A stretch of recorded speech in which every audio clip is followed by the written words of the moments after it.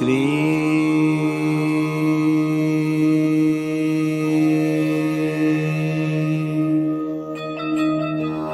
बाबा स्वामी नमो नमः।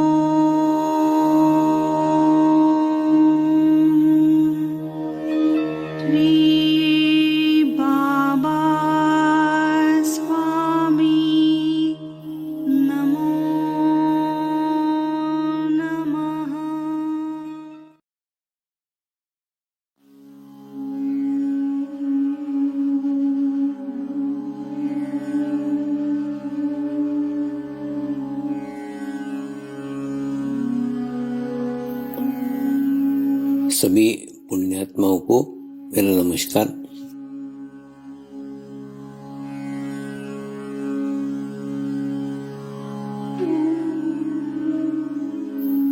गुरुर्ब्रह्मा गुरुर्विष्णु गुरुर्देवो महेश्वरा गुरु साक्षात् परब्रह्म तस्मै श्री गुरुवे नमः।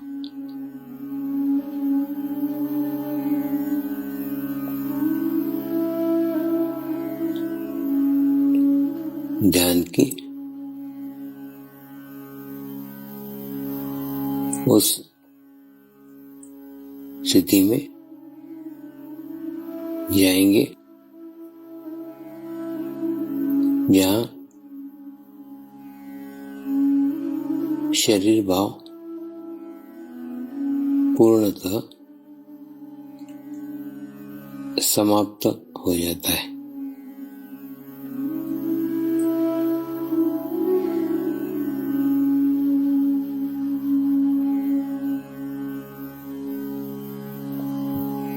अपने पूरे शरीर को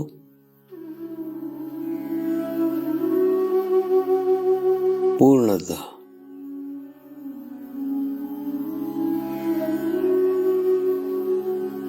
शिथिल छोड़ देंगे, एकदम रिलैक्स हो जाइए।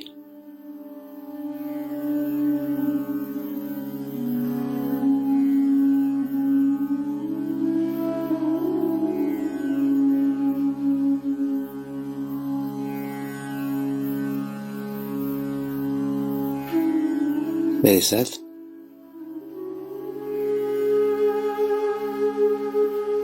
मंत्र का उच्चारण करेंगे।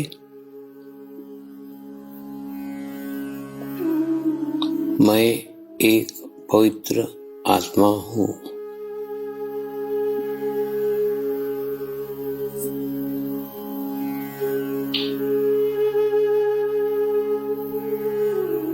मैं एक शुद्ध आत्मा हूँ।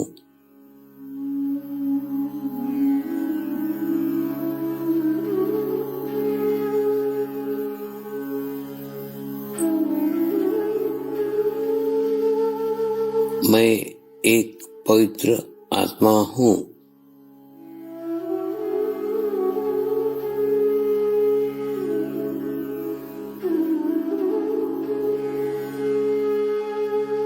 मैं एक शुद्ध आत्मा हूँ।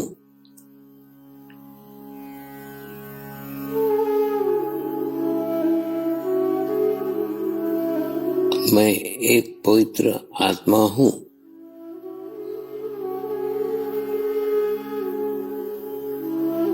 मैं एक शुद्ध आत्मा हूँ।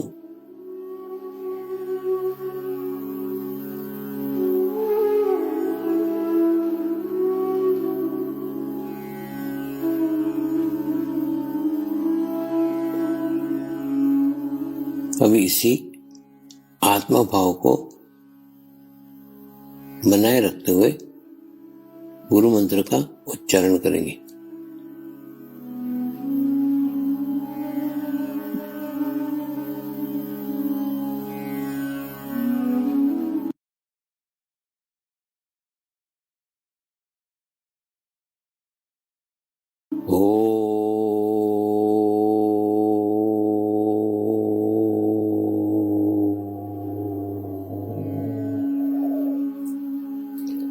श्री शिव कृपानंद स्वामी नमो नमः।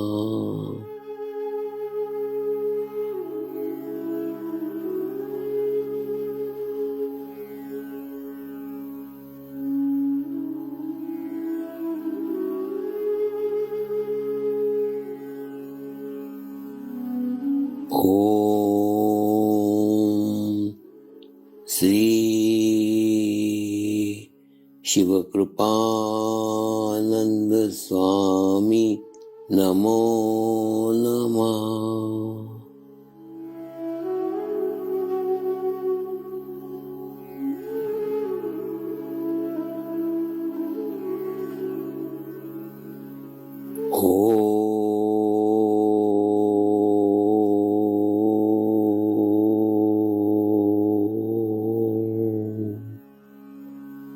श्री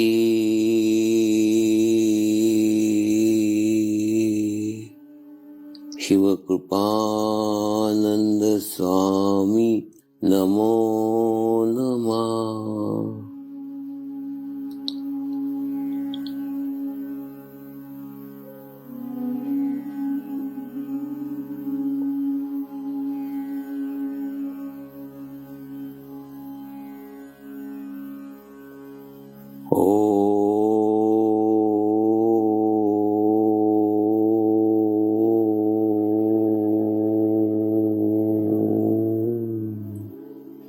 श्री शिव कृपानंद स्वामी नमो नमः।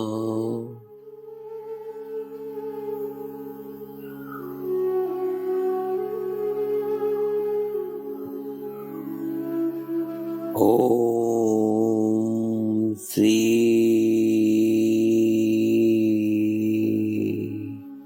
शिव कृपानंद स्वामी नमो नमः।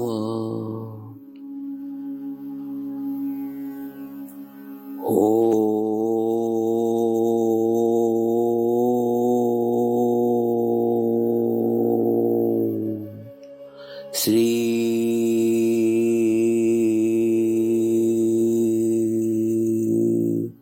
शिव कृपानंद स्वामी नमो नमः।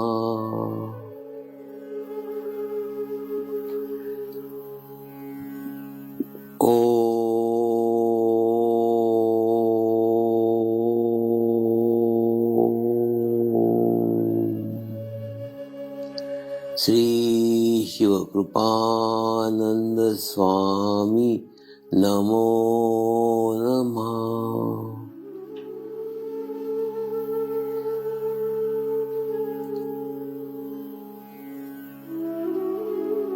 ओम श्री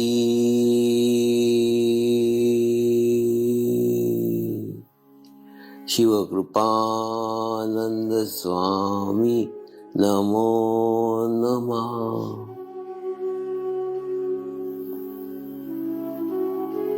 ओम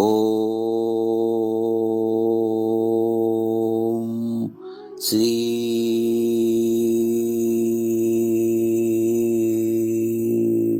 शिव कृपानंद स्वामी नमो नमः।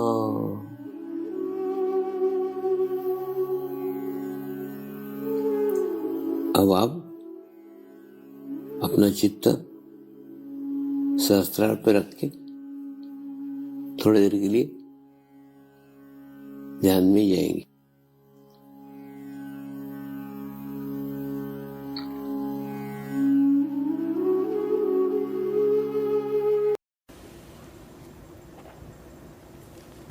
स्वामी जी, आप तो हर दिन मेरी परीक्षा लेते रहते हैं। मैंने आज सुबह स्वामी जी को कुछ 10-12 प्रश्न निकाले थे और स्वामी जी को प्रार्थना की कि स्वामी जी जो प्रश्न है वो पूछूंगी, यदि जल्दी भी ख़त्म होते तो भी ठीक और ज़्यादा समय लगे तो भी जितना समय लगे उतना ठीक है। तो स्वामी जी ने हाँ कर दिया और अभी तक आधे ही प्रश्न हो गए। तो स्वामी जी मैं क्षमा चाहती हूँ और अब सिर्फ और 2 प्रश्न पूछना चाहती हूँ, क्योंकि ऑलमोस्ट 3 घंटे से आप बात कर रहे हैं। तो आप कोई भी नई योजना का जब भी अनाउंसमेंट करते हैं तभी साधकों के मन में उसके बारे में कुछ ना कुछ प्रश्न आते हैं। तो उसके बारे में एक प्रश्न पूछना चाहती हूँ और एक आपके बारे में लोगों को जिज्ञासा है उसके बारे में। तो स्वामी जी प्रश्न ऐसा है कि हम 4 दिन 3 रात्रि समर्पण आश्रम निवास योजना का लाभ लेना चाहते हैं, परंतु उसके लिए हमारे पास ट्रस्ट द्वारा दिया गया परिचय पत्र होना आवश्यक है। हमें फॉर्म भरना पड़ता है। आचार्य संचालक की टिप्पणी के साथ लगभग 1 महीना पहले फॉर्म भेजना पड़ता है। आश्रम जैसे स्थान पर रहने के लिए इतनी सारी फॉर्मेलिटीज़ की क्या आवश्यकता है?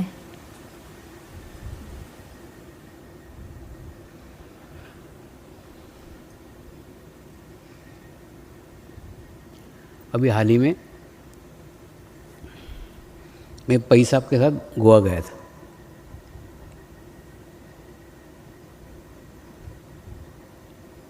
और जिन साधकों ने ये प्रश्न पूछा है ना, ऐसे ही साधकों को गोवा में याद कर रहा था।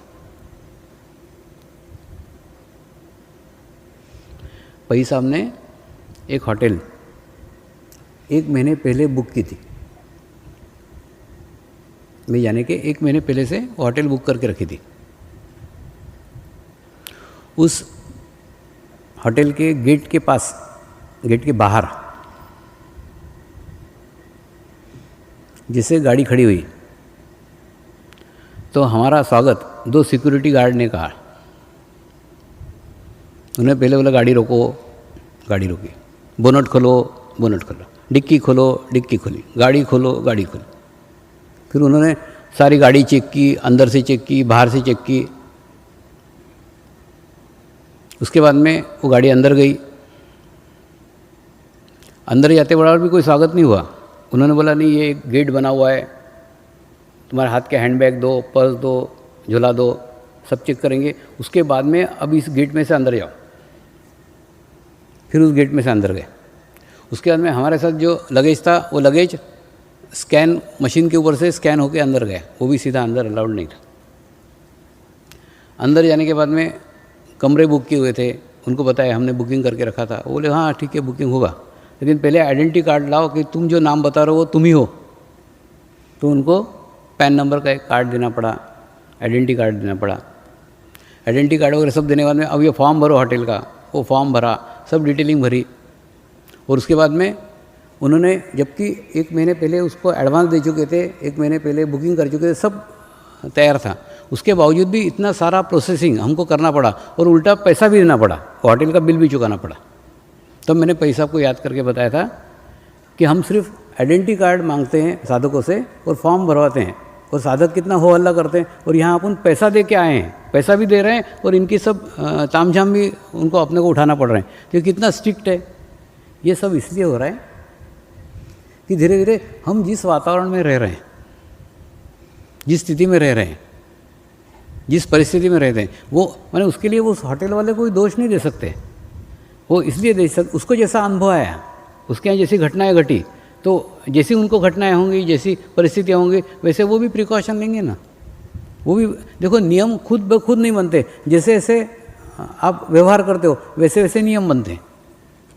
तो व्यवहार अपने अच्छे रखो तो नियम नहीं बनेंगे। तो ये नियम भी इसलिए बने कि मैंने कहने मतलब वो होटल के अंदर पैसा देके जिस होटल में रहने के लिए गए, उस होटल में भी इतने सब तामझाम करके हमको अंदर जाना पड़ा। तो आश्रम में तो कोई चार्जेस नहीं है, फ्री ऑफ चार्ज है। तो वो अगर थोड़ा सा पूछताछ करता है तो क्या बिगड़ता है। और वो पूछ रहा है, आपको कार्ड मांग रहे हैं, और दूसरा नहीं करेंगे तो वो व्यवस्था कैसे कर सकते हैं। तो जहाँ पे आप कहीं जाके रहो, किसी होटल के अंदर जाके रहो, कितनी पूछताछ होती है, कितना इंक्वायरी होता है, कितना सब कुछ होता है। तो ये सब होता है इसलिए कि ऐसा वातावरण आसपास का निर्माण हो गया। और दूसरा प्रोत्साहन मिलेगा ना कि आप आपके खुद के आइडेंटिटी कार्ड बनाओगे। जितनी संख्या में साधक संख्या है उतने कार्ड नहीं बने हुए हैं। दूसरा एक बता रहा हूँ, जितनी साधक संख्या ट्रस्टियों को या तुमको मालूम है उससे 10 गुना बड़ी संख्या साधकों की है, लेकिन वो ट्रस्ट को भी मालूम नहीं। जब गहन ध्यान में बैठते हैं ना, वो पूरा फिगर मालूम पड़ता है, पूरा स्ट्रेंथ मालूम पड़ता है कि क्या स्ट्रेंथ है। तो मैंने पंजीकृत साधक सिर्फ 10% है, इससे 10 गुना साधक की संख्या है। लेकिन जो हमको पता नहीं है, जो मालूम नहीं, वो ध्यान भी कर रहे हैं, मेडिटेशन भी कर रहे हैं, लेकिन हमको मालूम नहीं है, हमको पता नहीं। तो ऐसा सब जगह रहता है। तो इसलिए कहीं पे भी कुछ करने जाएंगे ना, तो वो नियम तो रहेंगे ही ना, नियम रहेंगे, फॉर्म रहेंगे, फॉर्मेट रहेगा। और दूसरा ये जैसा जैसा अपना बड़ा होते जाएगा, होता क्या है, उन्होंने अब जैसे इस बार उन्होंने वो निकाला है कि क्या बोलते हैं, स्कैन करके वो नंबर को चेक करते हैं, तो वो एक नया सिस्टम निकाला है। तो नए सिस्टम निकाल करके क्या व्यवस्था को अच्छी करने की कोशिश है, और ये करना आवश्यक भी है। इसलिए आवश्यक है क्योंकि संख्या हर साल बढ़ते जा रही है ना, हर साल संख्या बढ़ रही है। तो इतनी बड़ी संख्या में प्रत्येक, पहले क्या था, अपने परिचित थे, चेहरे से पहचान जाते, अभी ऐसा नहीं है ना, कोई किसी को पहचानता नहीं, चेहरे से कोई किसी को जानता नहीं है। तो उसके कारण क्या है, जो अपरिचित उनको तो जितना बता के रखा है उतना बता के रखा है। और दूसरा, इनको अगर कंफ्यूज करेंगे, इनको अगर डिस्टर्ब करेंगे तो कुछ नहीं हो सकता ना। और दूसरा, कई बार जैसे मेरे आसपास जो सिक्योरिटी वाले रहते हैं, उनको बता के रखा है, मेरे पिताजी भी अंदर आए ना तो भी बोले मैं स्वामी का पिताजी हूँ, तो भी अंदर मत आने देना, इतना स्पष्ट उनको बता के रखा है। तो ऑटोमेटिकली क्या रहता है, बोले उनको एकदम क्लियर है कि किसी को भी अंदर नहीं आने देने का।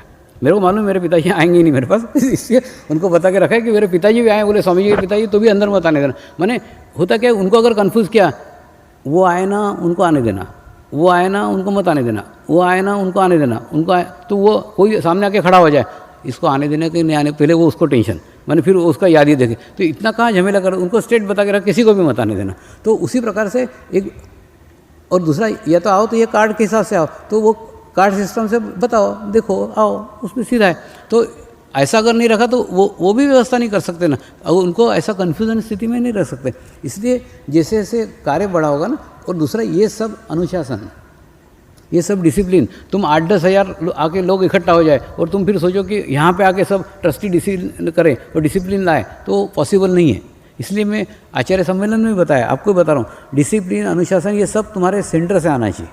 तो तुम्हारे सेंटर पे से ये सब नियम मैंने जो भेजे ना, तो भेजने के पहले मीटिंग ले, कौन कौन लोग गुरु पूर्णिमा में जा रहे हैं, आपकी ली कि नहीं मेरे को मालूम नहीं, लेकिन मैंने सब आचार्य को बताया था कि पहले मीटिंग लो कि आपके यहाँ से कौन से साधक गुरु पूर्णिमा में जा रहे हैं, फिर उनको बताओ कि वहाँ ऐसे डिसिप्लिन से रहना पड़ेगा, वहाँ ऐसे नियम रहेंगे, ऐसा करेंगे, ऐसा व्यवस्था होगी, उनको सब अंदाजा दो, और उसके बाद में फिर उनको बाद में भेजो। तो उससे क्या होगा, डिसिप्लिन तुम्हारा सेंटर से यहाँ आना चाहिए, यहाँ आके डिसिप्लिन मेंटेन नहीं हो सकता। तो ऐसे बाहर जो होटलों में अपन पे करके जाते हैं, वहाँ पे भी जब ये सब नियम और कानून पाल करके, वहाँ कोई बोलते क्या, हमने बोला क्या, नहीं हम नहीं चेक कराएंगे गाड़ी, हम बोनट नहीं खोलेंगे, हम डिक्की नहीं खोलेंगे, ऐसा बोला क्या, नहीं, उन्होंने डिक्की खोली, डिक्की खुलवा दी। वहाँ हम सब कराते हैं, हमने भी करवाया और तुम भी करवाते हो, तो फिर तुम्हारे नखरे आश्रम में क्यों, आश्रम में क्यों ऑब्जेक्शन लेते हो, सब जगह करते हो, तो फिर सभी जगह जब ये चल रहा है तो आश्रम में चला तो उसमें क्या बुरा है।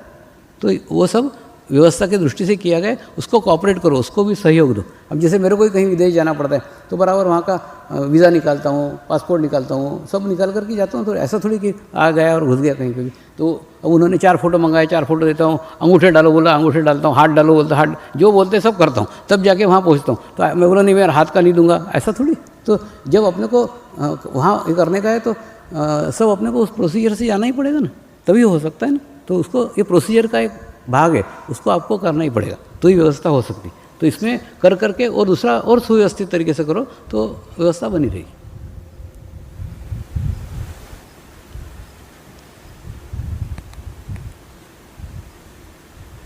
स्वामी जी, सभी साधकों को लगता है कि आपकी करुणा ऐसी बरसती रहे, लेकिन समय के अनुसार मैं एक ही प्रश्न गुरु पूर्णिमा के अवसर पर पूछना चाहती हूँ, जो जिज्ञासा सभी साधकों को रहती है। स्वामी जी, आपके आध्यात्मिक सफलता का रहस्य क्या है? इस दृष्टि से आपके जीवन में सबसे महत्वपूर्ण घटना क्या है?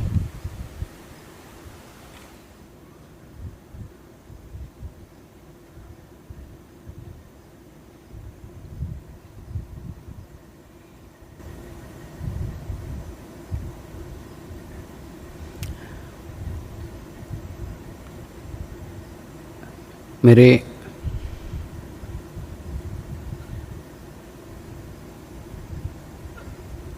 जीवन काल में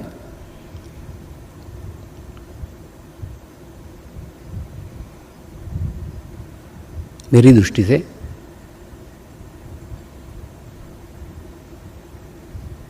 सबसे बड़ी घटना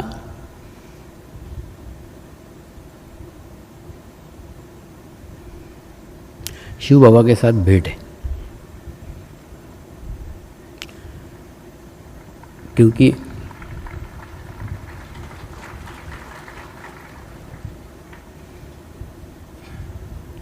उन्हीं की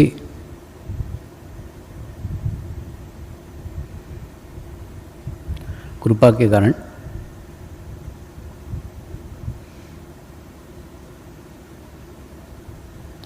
उन्हीं की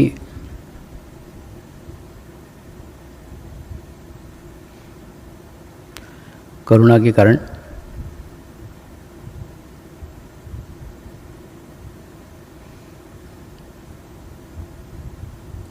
अनुभूति का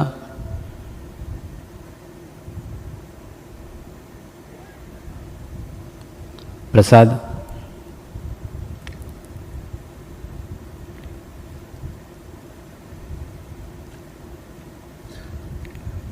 मुझे मिला।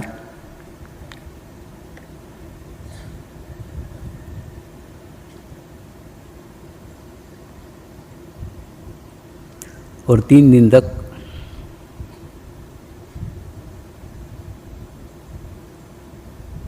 उन्होंने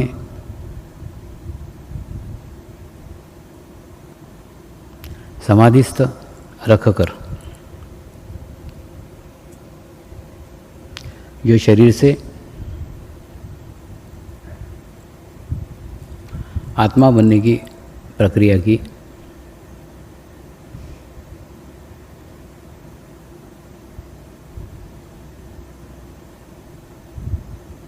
उसी प्रक्रिया में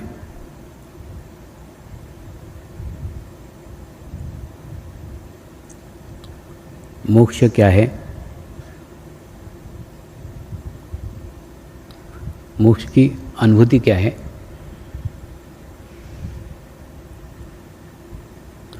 मोक्ष की स्थिति क्या है,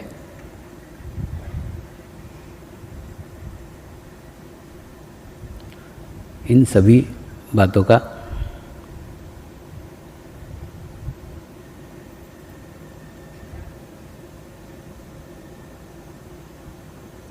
ध्यान कराया। इन सभी बातों की जानकारी दी।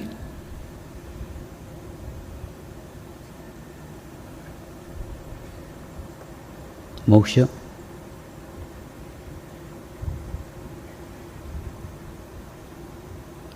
ध्यान की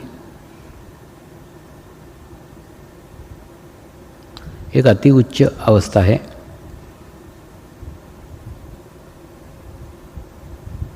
इस उच्च अवस्था में शरीर पूर्णतः छूट जाता है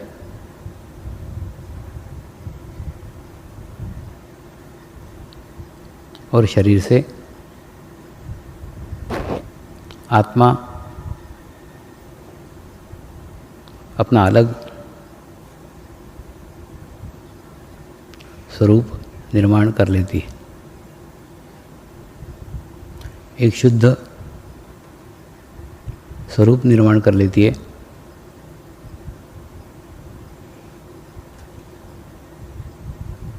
एक पवित्र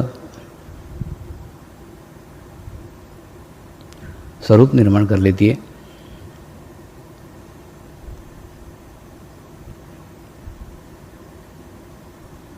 और ये मोक्ष की स्थिति जिस अनुभूति के माध्यम से प्राप्त हुई,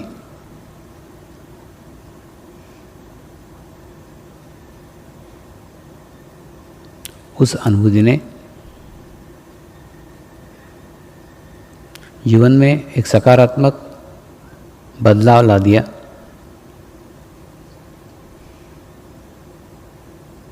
एक सकारात्मक दृष्टि ला दी और गुरु साक्षात परब्रह्म क्यों कहते हैं उसका अर्थ समझ में आ गया।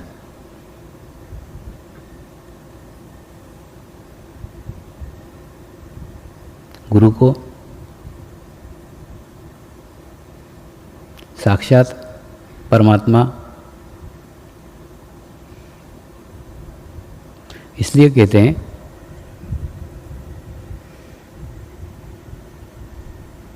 कि गुरु कोई एक व्यक्ति नहीं है,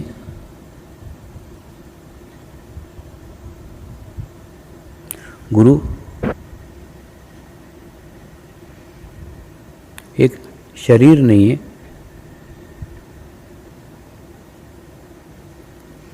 गुरु वो पवित्र आत्मा है,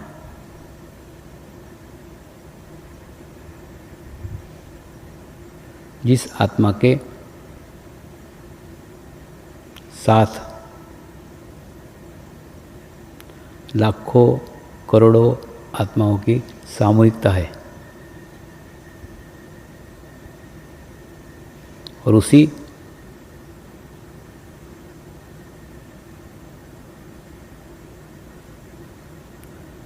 सामूहिकता के कारण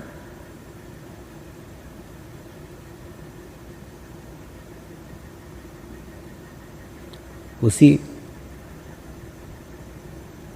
कलेक्टिविटी के कारण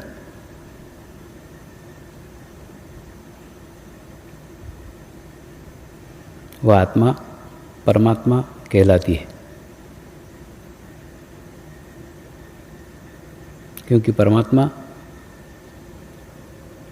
पवित्र आत्माओं के समूह को कहते हैं और ऐसा समूह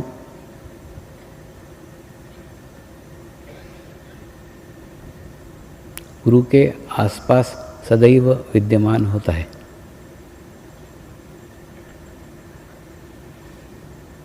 इसीलिए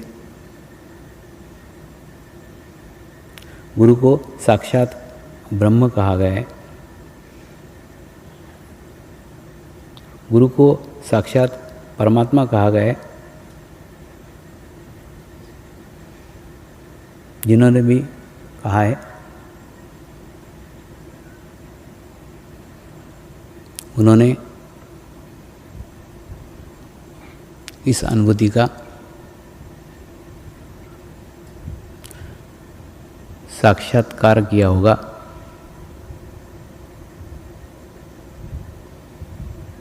इस अनुभूति का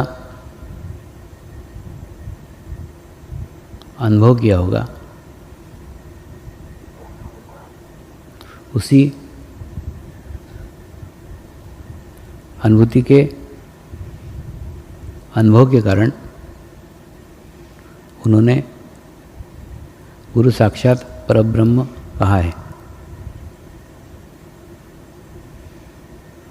लेकिन इसे केवल पढ़ा था,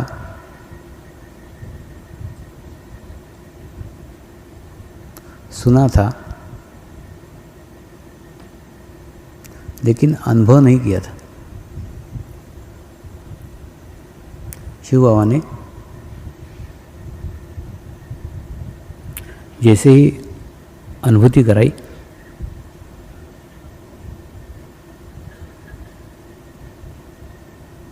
इन शब्दों का अर्थ अनुभव किया।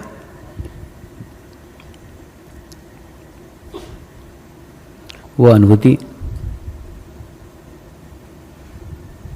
होने के बाद शरीर का सारा ज्ञान छूट गया, शरीर का सारा अहंकार छूट गया,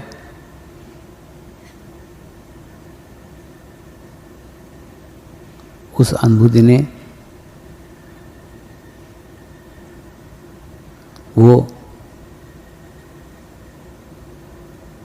अनुभव कराया जो अनुभव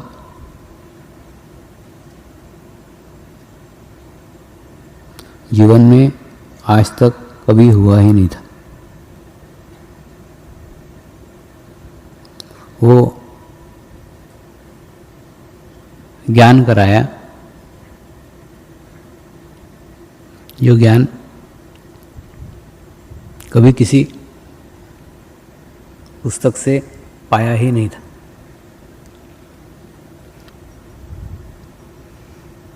वो अनुभूति प्रदान करके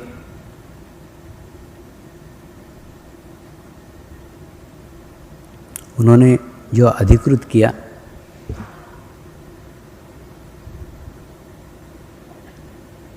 उसी अधिकृत स्टैम्प को देकर के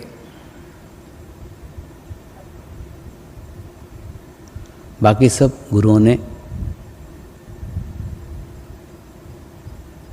अपना अपना योगदान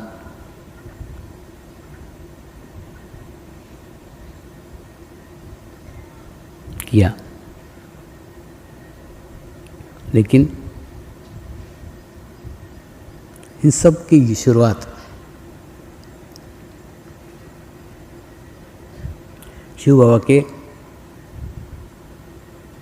भेंट से ही संभव हुई।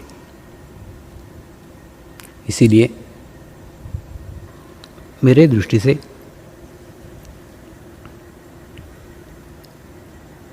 मेरे जीवन की सबसे महत्वपूर्ण घटना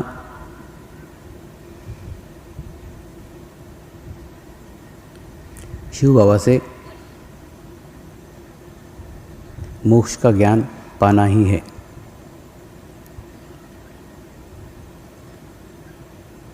लेकिन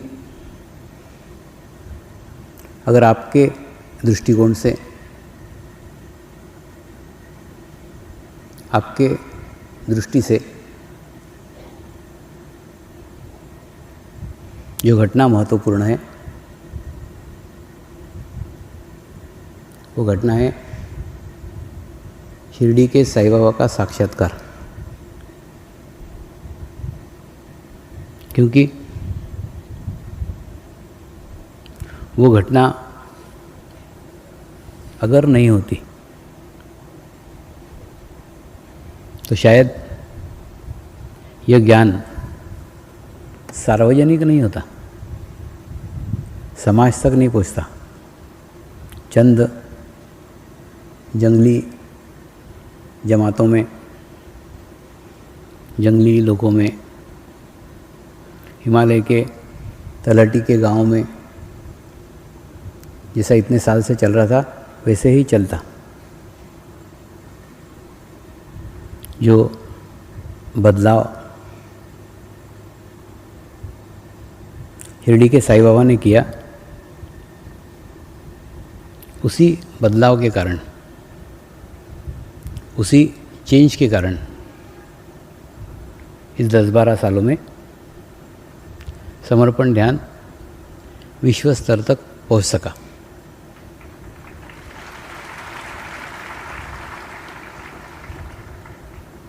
तो ये समर्पण ध्यान शिव बाबा से साईं बाबा तक की यात्रा है।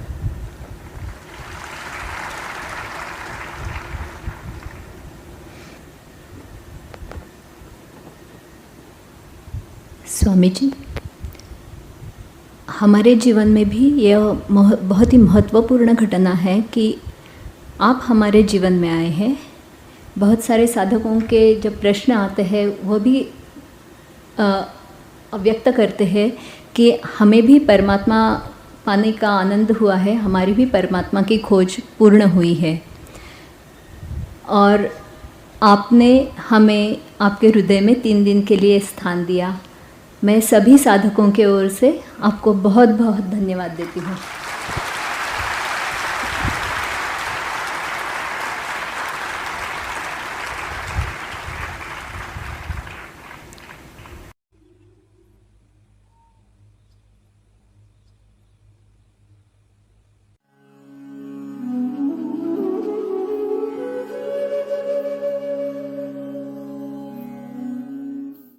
अब हम प्रार्थना करेंगे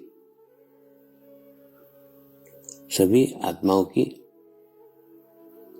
आत्म उन्नति हो, आध्यात्मिक प्रगति हो।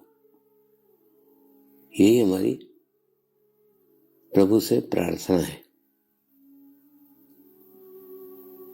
नमस्कार। जय आत्मेश्वर।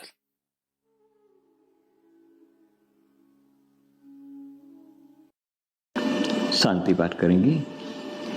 ओम द्योः शांति अंतरिक्षगम शांति पृथ्वी शांति रापः शांतिरौषधयः शांति वनस्पतयः शांति विश्वे देवाः शांति ब्रह्म शांति सर्वगं शांति शांतिरेव शांति क्षमा शांतिरेधि।